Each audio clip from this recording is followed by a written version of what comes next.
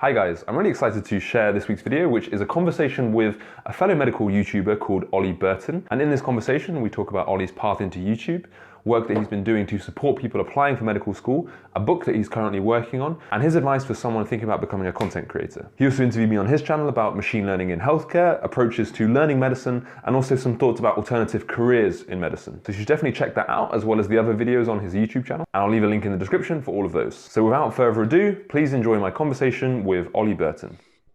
Hello, so I am here with Ollie Burton, who is a medical student at Warwick University, and he's also the PostGradMedic on various different social media channels, YouTube, Instagram, probably many more. I'll leave it to Ollie to give you a bit more detail about all these different various pursuits on various different avenues. There's a couple of things I'm really interested to talk to Ollie about today, but I will leave that to come out as a natural course of the conversation. So, Ollie, tell me a bit about yourself, or tell the viewers a bit about yourself and a bit about your background. Thank you, Chris. Thanks for the invitation to come and speak on your platform. It's a really good opportunity for me. As you said, I'm a third-year medical student at Warwick, which has a graduate-only medical school program, which is one of only 2 universities in the UK to have that.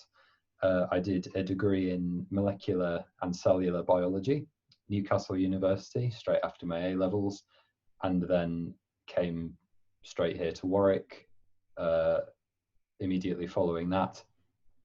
And I'm now into phase 3 of the course, which is more or less preparing for finals.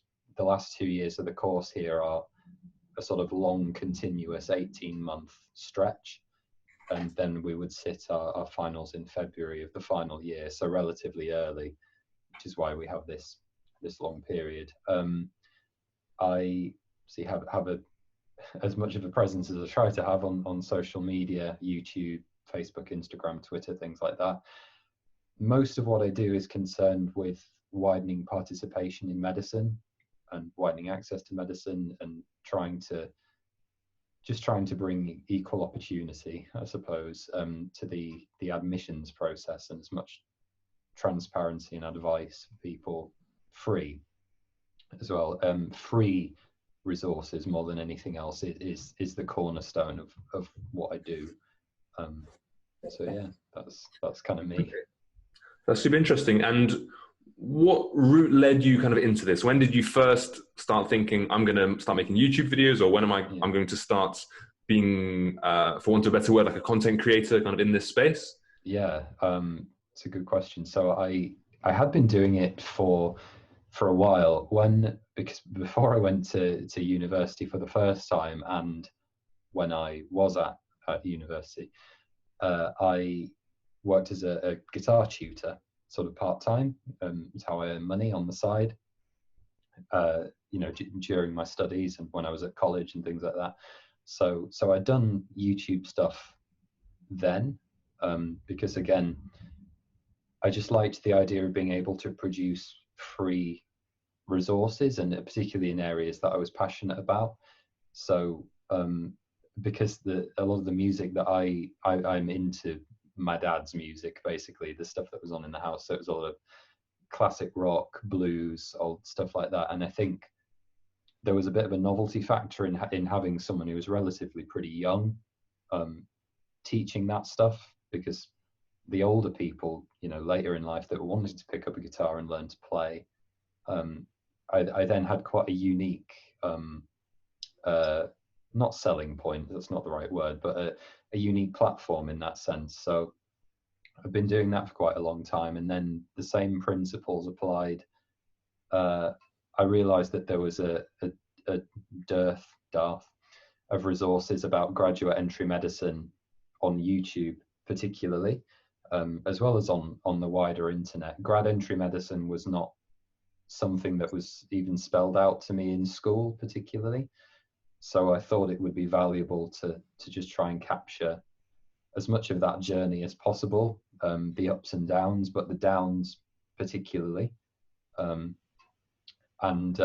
from there, I then developed this interest in widening participation and medical education. So that's predominantly what I use it for now.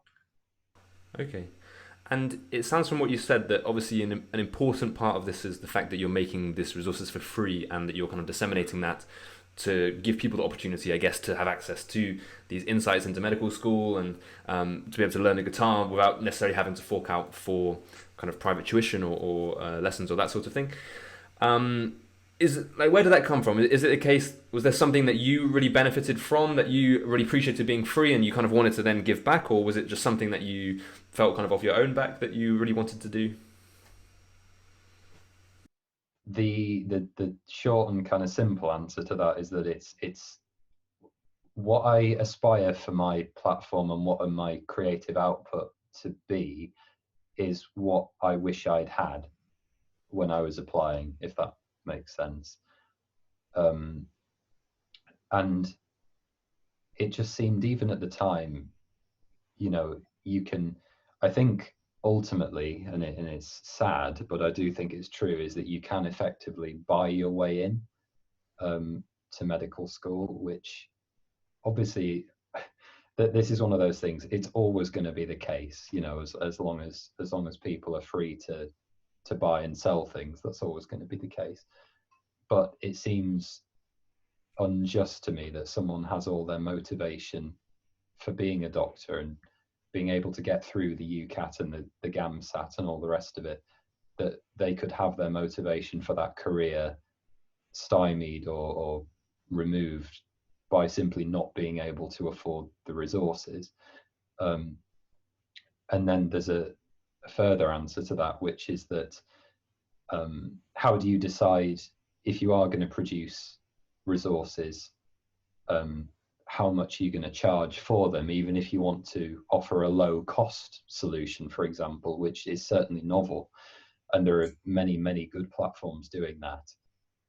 The problem that I have with that approach is that the way I see it, as soon as you know, let's say I charge £40 for a mock interview or something, or I charge £20 or I charge £10, no matter the cost that I set, there's always going to be an excluded portion, because some people don't have £10, you know, to spend on a mock interview. And I felt uncomfortable at that point setting any barrier to entry on the content that I produce. So for me, anything that I output from that point on, and that was quite early on, I just decided that it had to be free. That's kind of it, really. Yeah, sure. Okay. And one thing that you told me about quite recently is that as part of this drive to increase kind of participation and like widening participation and increase the awareness of what it is to apply to medical school and apply to postgraduate medicine, is that you mentioned you are working on a book at the moment, or you have a book that is going to be available soon. Yeah. And I don't know anything about this book, but I'm really curious to hear, firstly, like what the book is about, what the content of the book is, and what you're trying to do with that. And then secondly, like what was the process for deciding you wanted to write a book and then writing that? Yeah, it's honestly been a bit of a whirlwind, to be honest, a roller coaster. To answer the first part first, the content of the book, it's quite simple in its focus, and that is a you know, how to succeed in your medical interviews book, the same types of books that have been around since medical interviews have been a thing. What I realized looking at the pricing structure for a lot of these books, and this is true for a lot of medical entry resources, as I kind of hinted earlier, is that it's a bit of it's not a free market in the true sense, because there's a certain amount of desperation, obviously, that exists in terms of not just people wanting to get to medical school and wanting to do well on the entrance exams, but particularly parents who want their children to be able to go to medical school. And basically, there's enough desperate parents who just want the best for their kids with enough spare money to hyperinflate the cost of all these resources.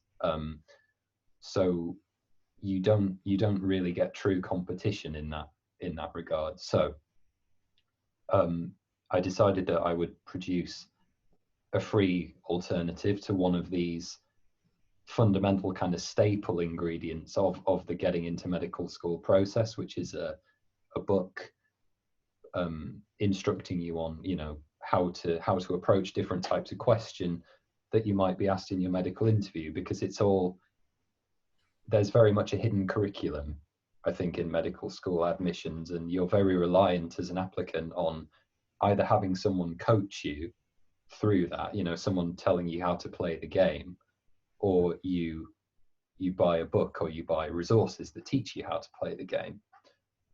The analogy that I use is it's like a medical school interview for the completely unprepared. It's sort of sitting someone in front of a chessboard in front of a grandmaster, and this person doesn't know how to play chess, but you expect them to win or at least have a good go of it, and it's very one-sided in that regard.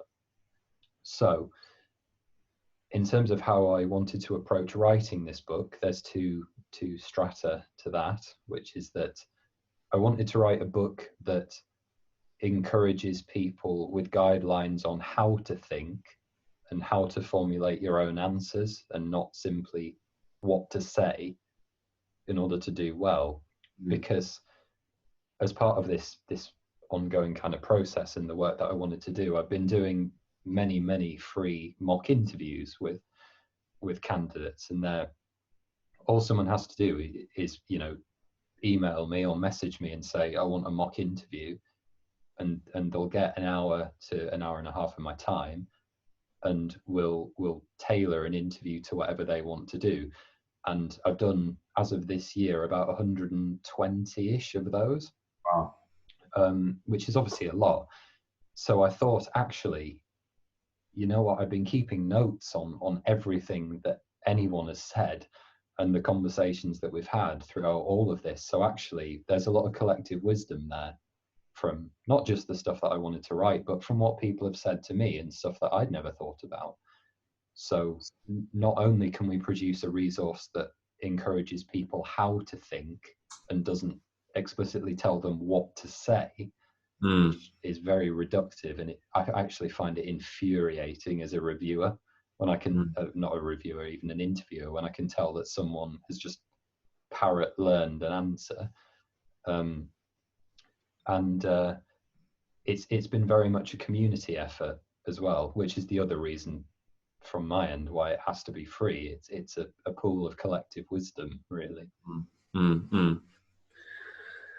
Okay, that's super interesting. And what, like, I commend you for writing that book, and it definitely sounds like the kind of thing that I think a lot of people are going to find very helpful. Hopefully. Certainly anybody applying to medical school, I think having a free book available that was written by someone with over 100 hours of experience directly of being an interviewer is pretty invaluable. And what's the name of that book, and where can people buy that? Still in the process. So that this has been, I said at the beginning, it's been a bit of a roller coaster. The roller coaster has not in fact been in the has not been in the writing and the formulation, because, as I say, it sort of wrote itself, for want of a better phrase. The difficult part has actually been in the logistics and the publishing, because on the one hand, it needs to be free. You know, beforehand, I said that was going to be the goal, but the fact that it's not a marketable product has actually made it much more difficult, I think, than it otherwise. If I just, because I've approached publishers with it, you know, just for advice, and said, you know, I've got this thing, what can I do with it? And they've, for want of, you know, they've been lovely and said, you know, we really like the idea, we think it's very valuable, but because it's not a product, we actually can't do anything for you, because obviously it competes with our own market interests as well. So that the difficulty has actually been in obtaining a platform or a suitable distribution network through which it can reach the people that I want it to reach and that it needs to reach. And that's actually the last step of this puzzle. Is it going through a journal where it has to be peer reviewed? But then, you know, do the kids at sixth forms that never send any kids to medical school, Do they read journals? Do they have access to the journals? Probably not. You know, why would you? So before it actually comes out, this is the final hurdle that I need to decide. And just as well as on top of that, negotiating things like copyright and authorship and things like that, because a lot of these journals who would happily take it, you also forfeit your copyrights and things like that. And obviously it's not something I'm looking to sell, but purely from a professional and intellectual property side, that's actually been a huge learning curve for me, and not something that I expected to be as difficult as it is. So no word, yeah. As soon as it becomes available, obviously I will let people know. Brilliant. But Okay, sure. Fine. So there's another area of things that I kind of wanted to ask about, and that's I'm really interested in this area of, for want of a better word, kind of content creation. And this is partly as a kind of self-motivated self-exploration, in that it's something that I'm sort of foraying into a little bit with this YouTube channel. And I'm still, I would say, I'm not like kind of fully committed to being a YouTuber. I wouldn't yet consider myself to be a YouTuber. And I'm still sort of weighing up, you know, what exactly I want to do and exactly, how I want to use these platforms. But I'm aware that there definitely is something interesting about these different platforms that are available now, and the fact you can share videos, and the fact you can share kind of blogs and all these sorts of different mediums, and anyone on the internet can read those or watch those, and there's potential for that to be something that people find useful or interesting or valuable in some way. And what I'm trying to ascertain is is this idea of creating content and sharing it, is that something that everybody should be aspiring to? Is that something that some people should? If they do, what sort of approaches might they want to take? And I just had a few questions that I kind of wanted to hear from you as somebody who is doing that. So somebody who's obviously your main focus is being a medical student and learning to be a qualified doctor, but alongside that, you're also creating all this content. You're creating a lot of YouTube content. I've seen a lot of content from you on Instagram as well. And yeah, I'd be interested to talk about that. So the first thing I wanted to ask, I mean, we've covered a bit about what exactly your motivations are behind doing that, and I think it's pretty clear, you know, why you're so passionate about making this content. One question I wanted to ask is, what has your experience been of different avenues for sharing content, like YouTube, Instagram, Facebook, and those sorts of things, and broadly, how have you found different platforms, and what's your approach to sharing content on different platforms? That's a really good question, and it's honestly something that I don't profess to be particularly good at, in fact. YouTube, I'm pretty confident in that I understand how it works on a more fundamental level. I'm not so good at that with other platforms. For example, you know, although I have accounts on, as you say, on YouTube, Instagram, and Facebook and Twitter and so on, I have massively variable levels of engagement between those different platforms. YouTube, I would say, is probably the one where I've been, I hesitate to use the word successful, but where I found more of a niche, if that makes sense. And they are very, very different. You know, what works on YouTube, you're limited to 1 minute uploads on Instagram, for example. So that's what prompted, I did a tutorial the other day. I challenged myself to explain the brachial plexus, sum it up in a medical education tutorial in 60 seconds. And the reason for that was purely so it could work on Instagram, you know, because you're limited in that way. And the audiences are different as well. You know, young people, students particularly, dominate platforms like Instagram, Snapchat, and more recently things like TikTok, which is the newest one, which I haven't dabbled with. I don't think I have the energy for. Twitter is a more, somewhat ironically, professional network. It's more trainees and consultants. So the content that I produce for YouTube would be very different to what I put on Twitter, for example. And then Instagram is a lot more graphic.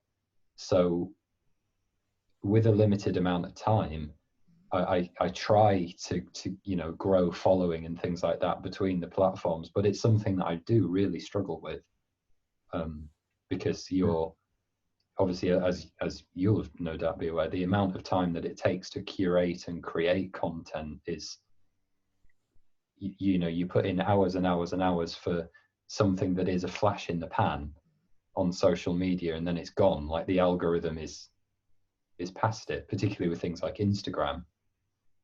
Your posts have a maximum of 6 to 8 hours of traction. So I don't know, balancing that against studying and doing other things, it's something that is a struggle, and I don't have an easy answer for, unfortunately.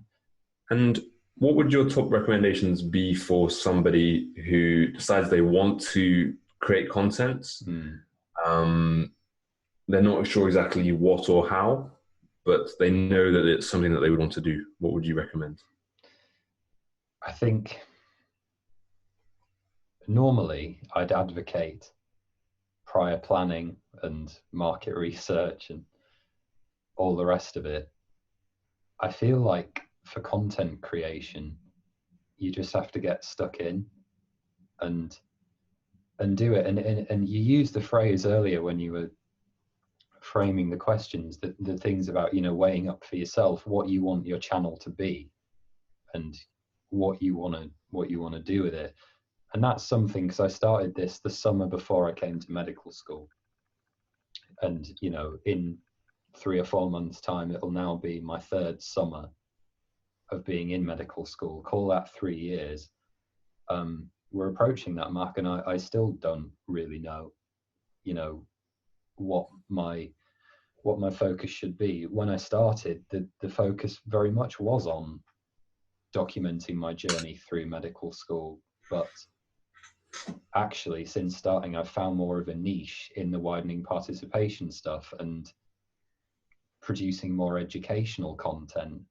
And so my focus is shift, obviously, between these various things. If I was going to encourage someone getting started, I'd say just get stuck in. It has to be something that you're passionate about.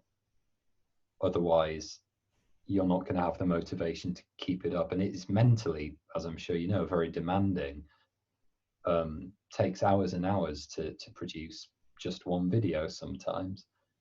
The other thing that I would say as well is that the barrier to entry now is actually much higher than I think people think it is, in terms of just things like equipment and production value and things like that. Because unfortunately, I think in the inception of websites like YouTube, 10 getting on 20 years ago, now in the early days of social media, anyone could just kind of point a low quality camera at something and be an overnight success or carve out a niche. I think I would just realize that if you're thinking about getting into it properly, that it does represent potentially a very significant investment of time and capital, because unfortunately no one has the attention span or the tolerance anymore to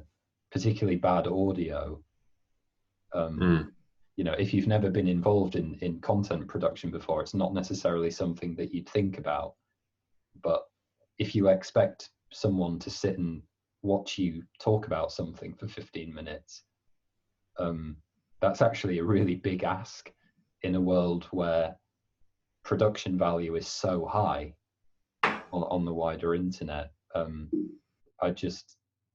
So on the one hand, get stuck in with whatever gear you have and see if you like it, but also just appreciate that to get into it long term, it can be a big chunk of your life and your money ultimately.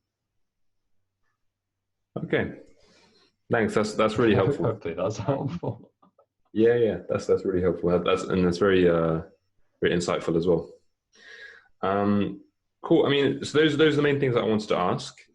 Mhm. That's been super interesting to hear your perspective on approach to getting into medical school and approach to creating content to help people get into medical school. Where should people find you? It's quite easy. If you put PostGradMedic into most search engines, you will ultimately find me. I think probably if you want a centralized view of everything that I'm doing is just postgradmedic.com, because everything that I do tends to aggregate there in one form or another. It's my handle on all social media platforms, and yeah, that's probably the easiest way. I don't have anything particularly exciting going on, what with virus everywhere. Great. Yeah. We'll share all the links to Ollie's social media, YouTube channel, website, etc. in the link below, in the description below rather. We'll send those links. Ollie, thanks a lot for taking the time out to talk to me. No It's been problem a at really all. good conversation, and we'll talk again soon. Yeah, no problem. Thanks for having me. Okay, no problem. Okay, See you lovely. later. Thank you. Bye. Bye. Bye.